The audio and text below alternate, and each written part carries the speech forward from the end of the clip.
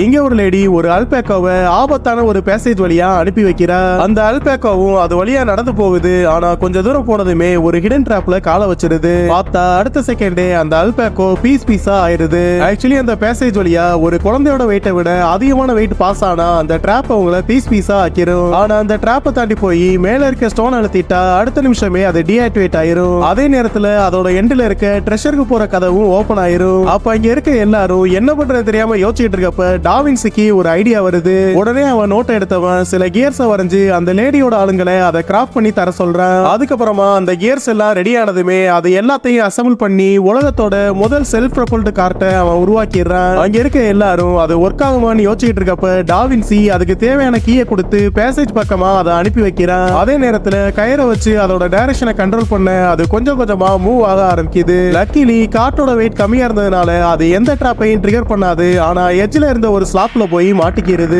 அப்ப டாவின்சி கொஞ்சம் கொஞ்சமா டைரக்ஷன் அசைச்சு அதை மேல ஏத்த சரியா அதுல இருக்க குச்சி அங்க இருக்க டோர்ல இடிச்சதுமே ஒரு அம்பு கீழே இறங்கி அந்த காட்டை அசை விடாம லாக் பண்ணுது. அடுத்த நிமிஷமே ஒரு மெக்கானிசம் ஆக்டிவேட் ஆகி பின்னாடி இருந்து ஒரு குச்சி வந்து அந்த ஸ்டோனை அடுத்த கடைசியா அந்த டிராப் டீஆக்டிவேட் ஆயிருது. அதே நேரத்துல அந்த டோரும் ஓபன் ஆயிர அதை பார்த்து ஹாப்பியானவங்க வேகமா அந்த பேசேஜை கிராஸ் பண்ணிடுறாங்க.